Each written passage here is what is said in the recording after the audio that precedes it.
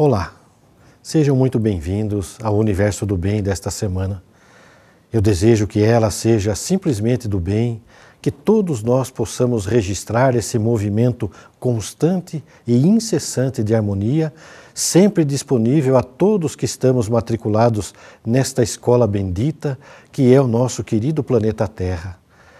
Sentindo que também é um convite divino a vivermos melhor e com paz de consciência. Aproveito também este nosso encontro para agradecer a todos vocês que assistem à TVI, a TV de nossa cidade, de nossa gente, e minha gratidão especialmente a você que prestigia o nosso programa e que entende especialmente o nosso propósito. Para iniciarmos bem o nosso programa, trazemos sempre boas notícias. E esta primeira notícia do programa desta semana é de economia. E fala que uma fatia substancial do empresariado brasileiro não compartilha o catastrofismo que nos últimos meses acompanha as análises sobre as perspectivas da economia do país. Ao contrário, 44% deles estão muito confiantes no crescimento das receitas de suas companhias, porcentagem de otimistas que só fica atrás dos executivos russos, indianos e mexicanos. As perspectivas positivas para os brasileiros superam o otimismo dos seus companheiros nas duas maiores economias do mundo, que é a China, com 40% de executivos animados, e os Estados Unidos, com apenas 30%. E também os da maior economia da Europa, a Alemanha, com expectativas positivas de apenas também 31%. Esses números todos surgem na 16ª pesquisa anual feita pela consultoria PricewaterhouseCoopers, que entrevistou 1.330 executivos-chefes em 68 países no último trimestre do ano passado, no período em que começaram a surgir as dúvidas, críticas e desconfianças a respeito da economia brasileira. Um segundo item da pesquisa também desmente o pessimismo. O Brasil aparece em terceiro lugar, atrás apenas dos gigantes China e Estados Unidos, quando executivos dos 68 países foram consultados sobre qual o país que lhes parece o mais importante para o crescimento futuro de suas companhias. Os resultados da pesquisa foram apresentados recentemente à véspera da inauguração do encontro anual de 2013 do Fórum Econômico Mundial. Como a divulgação do levantamento tornou-se tradicional antes da abertura da grande convenção de empresários, líderes políticos, acadêmicos e da sociedade civil, ele acaba sendo um termômetro do estado de ânimo da clientela principal do Fórum. A 43ª edição do Fórum Econômico Mundial foi realizada em Davos, na Suíça, com o tema Dinamismo Resiliente. O evento anual reúne mais de 1.500 líderes empresariais e políticos para discutir os rumos da economia global. Os temas deste ano incluem a crise da economia europeia e o endividamento do governo americano. É positivo observarmos a confiança dos empresários de todo o mundo em nosso país. Bom para eles, bom para todos nós. E na segunda informação, também uma outra informação da economia, fala que no último dia 23, em pronunciamento em rede nacional, no rádio e na televisão, a presidente Dilma Rousseff anunciou que decidiu ampliar a redução das contas de luz e também antecipar o início do desconto. Segundo afirmou a presidente, a partir do dia seguinte, ou seja, do dia 24, as contas residenciais ficam 18% mais baratas, ao contrário dos 16,2% anunciados inicialmente. No caso da indústria, agricultura, comércio e serviços, a redução será de até 32%.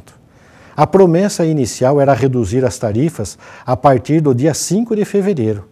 O anúncio serviu também para a presidente responder às críticas feitas à política econômica de seu governo e assegurar que não haverá racionamento de energia no Brasil. Em meados de 2012, havia uma proposta no Ministério da Fazenda que previa um desconto para a indústria de até 30%, mas esse cálculo acabou sendo descartado à época por conta do aperto fiscal. Além do efeito político, o objetivo do governo ao cortar a tarifa de luz é melhorar a competitividade da indústria brasileira e acelerar o crescimento do PIB, o Produto Interno Bruto, em um ano pós-expansão muito pequena. Foram as seguintes palavras da presidente Dilma: além de garantir a redução, estamos ampliando seu alcance e antecipando sua vigência. Isso significa menos despesas para cada um de vocês e para toda a economia do país. Vamos reduzir os custos do setor produtivo e isso significa mais investimento, mais produção e mais emprego. Todos, sem exceção, vão sair ganhando. Uma boa notícia, sem dúvida, pois economizar sempre faz bem. Depois deste início de programa, onde sempre procuramos notícias positivas, e no programa de hoje, especialmente 2 notícias de economia, eu trago para vocês a apresentação de um vídeo. Este vídeo eu recebi de minha amiga Tuti e eu gostaria que vocês assistissem esta apresentação.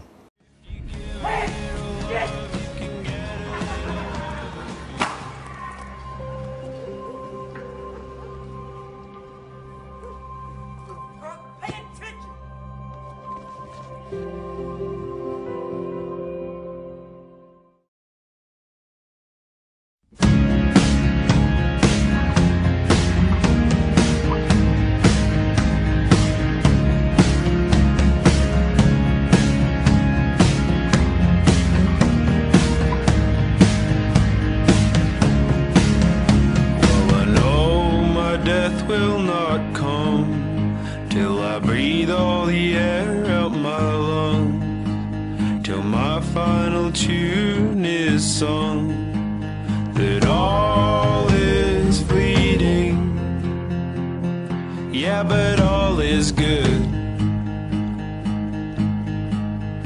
and my love is my whole being, and I've shared what I could. Give a little love, you can get a little love of your own. Don't break his heart. Yeah, if you give a little love, you can get a little love of your own. Don't break his heart.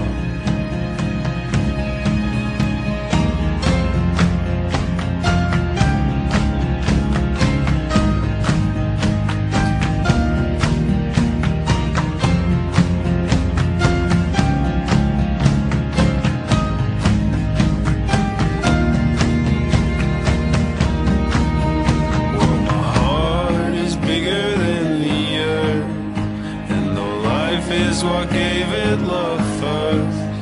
Oh, well, life is not all that it's worth, 'cause life is fleeting, yeah, but I love you, and my love surrounds you like an ether in everything that you do. But if you give a little love, you can get a little love of your own. Don't break his heart. Yeah, if you give a little love, you can get a little love of your own. Don't break his heart. Yeah, if you give a little love, you can get a little love of your own. Don't break his heart. Yeah, if you give a little love, you can get a little love of your own.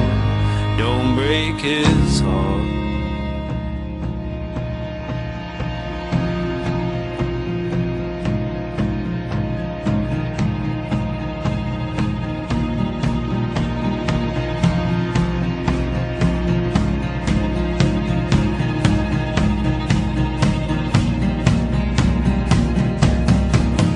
Well, if you are what you love, and you do what you love, I will always be the sun and moon to you. And if you share with your heart, yeah, you give with your heart. What you share with the world is what it keeps of you.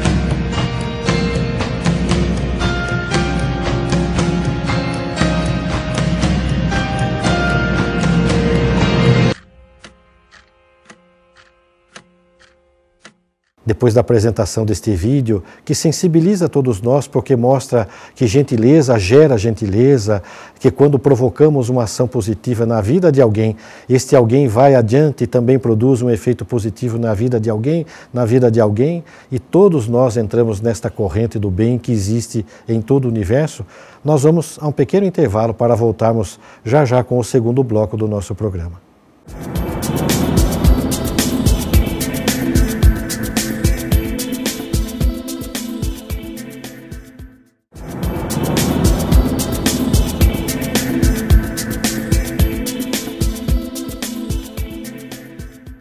Voltamos com o segundo bloco do nosso programa e é neste momento que eu trago para todos vocês os nascimentos da semana.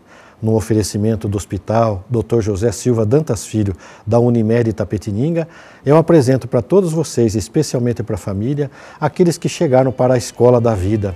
Esta vida que, no dizer de um filósofo francês, a vida é o grande momento de todos nós. Vejam quem se apresentou para a experiência da vida neste momento, junto às suas famílias.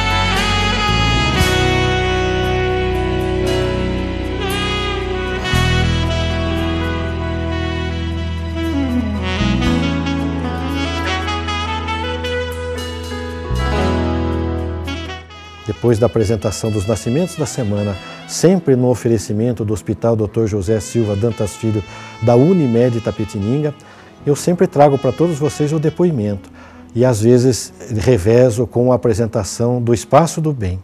O depoimento desta semana é da Rita Ravassi, é um depoimento pessoal da vida da Rita e ela nos trouxe este momento de sua existência para repartir com todos vocês. Vejam o que ela nos conta. Meu nome é Rita de Cássia Ravassi Brizola, moro aqui em Itapetininga desde pequenina, nasci em Tararé, mas a minha terra é aqui. Trabalhei por 24 anos no Banco do Brasil e em 1996, ao me aposentar, foi que percebi que a vida da gente tem que ter um sentido maior aqui nesta terra. Trabalhei até num comércio, tive um pequeno comércio, mas não deu muito certo, não é o meu forte. Aí aconteceram duas coisas muito difíceis, como toda família enfrenta. Enfrentei mortes muito próximas da minha irmã mais nova e do meu pai logo em seguida. E estando em Jaú com meu pai, foi que eu me deparei com a situação do doente no hospital. há muita necessidade de apoio, de carinho, que outras pessoas possam fazer visitas. E foi então que, voltando aqui para Itapetininga, eu fui até a Santa Casa e fiquei 7 anos voluntária na Pastoral do Enfermo. Ali eu tive um contato muito grande com as necessidades dos nossos doentes aqui de Itapetininga e me dediquei muito a isso. Só que, paralelamente, eu já estava também vindo aqui a esse grupo de pessoas com AIDS, o grupo GEAPA. E aí eu tive que fazer uma opção em 2007, quando o professor Geraldo Franco faleceu, e eu tive que dar continuidade ao trabalho dele. Atualmente eu estou no terceiro mandato de presidente e peço sempre a Deus muita força, muita coragem, muita ajuda divina para que a gente faça no GEAPA o melhor. E eu aprendi muito com isso. Eu aprendi que ninguém pode ficar na ociosidade. Você tem que se preparar quando você se aposenta, você tem que fazer alguma coisa muito melhor do que você fazia antes. É o que nós estamos aqui como voluntários, junto aos demais voluntários, tentando fazer aqui no GEAPA. E eu queria terminar com um pensamento aqui que eu gosto muito, de Martin Luther King. Cada dia é o dia do julgamento. E nós, com os nossos atos e as nossas palavras, com o nosso silêncio e a nossa voz, vamos escrevendo continuamente o livro da vida. A luz, que é Jesus, veio ao mundo, e cada um de nós deve decidir se quer caminhar na luz do altruísmo construtivo ou nas trevas do egoísmo. Portanto, a mais urgente pergunta a ser feita nesta vida é: o que eu fiz hoje pelos outros? Obrigada. Depois deste depoimento da Rita, a quem eu agradeço muito, porque no programa anterior ela também nos apresentou a atividade do GEAPA e desta feita falou de um momento de sua vida, nos convidando a todos a agirmos em benefício dos nossos semelhantes, especialmente aqueles que depois de se dedicarem ao trabalho profissional podem e devem encontrar uma oportunidade muito importante de serem úteis à sociedade, úteis aos seus semelhantes. Muito obrigado, Rita. E agora é o momento da mensagem da semana. Sempre procuramos escolher um texto altamente positivo, um texto que provoque e produza em todos nós esperança, confiança no amanhã. E este texto tem como título O Poder da Gentileza. E ele diz assim: Samuel era um rabino que na década de 1930 vivia numa aldeia polonesa. Gostava de dar longas caminhadas pelo campo. Era conhecido pela sua gentileza, pela forma com que a todos se dirigia. As relações entre cristãos e judeus nunca e também não eram boas naquele momento, naquela aldeia. Mesmo assim, toda vez que o rabino passava pelo camponês alemão, Sr. Miller, o cumprimentava com um sonoro bom dia. Naturalmente que não havia resposta. O lavrador seguia a caminhada em silêncio. O rabino, contudo, não desistia. Todos os dias, nas manhãs de sol, passava e cumprimentava o Sr. Miller. Finalmente, depois de muito tempo, o lavrador decidiu corresponder ao cumprimento. Primeiro, com um leve toque no chapéu. Depois, acrescentou um pequeno sorriso. Mais tarde, gritava de volta: Bom dia, Herr Rabbiner. Os anos se passaram. Chegaram os nazistas e o rabino e toda a sua família foram feitos prisioneiros e levados a um campo de concentração. O rabino foi sendo transferido de um campo para outro até chegar ao de Auschwitz. Desembarcando do trem, ele entrou em uma enorme fila para a seleção. Enquanto caminhava ao ritmo da fila, percebeu que lá na frente estava o comandante do campo. Era ele que indicava com um bastão para onde o prisioneiro deveria ir, para a esquerda ou para a direita. A esquerda, infelizmente, queria dizer morte imediata. à direita garantia algum tempo de sobrevivência. O coração começou a palpitar. A fila avançava e ele pensava: esquerda ou direita? Morrerei ou viverei? Que tipo de homem, pensou, seria aquele comandante que assim decidia sobre a vida e a morte de outros tantos homens? Quando estava apenas a uma pessoa de distância do oficial, afastou o medo e olhou com curiosidade para o rosto do comandante. Naquele momento, o homem se voltou e os olhos de ambos se encontraram. O rabino se aproximou. Era a sua vez. Olhou fixamente para os olhos que o fitavam e disse baixinho: "Bom dia, Sr. Miller." Os olhos do comandante tremeram por um segundo. A seguir, respondeu também baixinho: "Bom dia, Herr Rabbiner." Estendeu o bastão para a frente, apontou à direita e gritou: "Passe." E o rabino passou para a direita, para a vida. Os pequenos gestos, tantas vezes considerados insignificantes, podem acarretar consequências. Se forem gestos infelizes, as consequências serão graves. Se forem bons, gerarão felicidade. O rabino jamais pensou que um dia a sua vida estaria nas mãos daquele homem simples que lavrava o campo todos os dias em sua aldeia. Mas o cultivo da gentileza, do bom humor, da cortesia lhe salvou a vida. Possivelmente o rude comandante se recordou dos dias de calor, de sol ardente, em que a única voz humana afetuosa que ouvia era a do rabino com seu sonoro "Bom dia, Sr. Miller." Um gesto e uma voz que estavam acima do preconceito e que falavam em verdade de uma fraternidade doce e singela que os cristãos aprendem com Jesus. Precisamos usá-la mais. Pensemos nisso. Depois deste texto que pede que reflitamos muito, nós somos gentis, somos generosos com as pessoas, nós não temos ideia nem das consequências de que tudo há de vir em função das nossas atitudes e também dos nossos pensamentos. Então, ser gentil, ser doce, ser suave, ser meigo, na verdade, favorece a todos nós. É um benefício que favorecemos a toda a nossa sociedade. Então, é esse convite que ficou para todos nós. E agora, como sempre, trazemos a sugestão de um filme.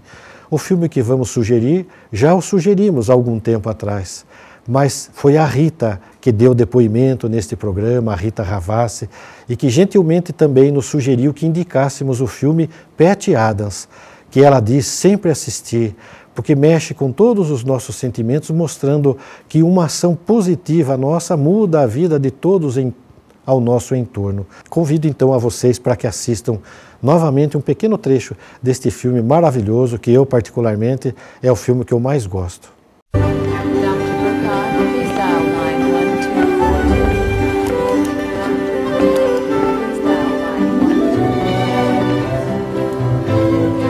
Here we have a juvenile onset diabetic with poor circulation and diabetic neuropathy. As you can see, these are diabetic ulcers with lymphedema and evidence of gangrene. Questions? Any osteomyelitis? None apparent, although not definitive. Treatment? To stabilize the blood sugar, consider antibiotics, possibly amputation. What's her name?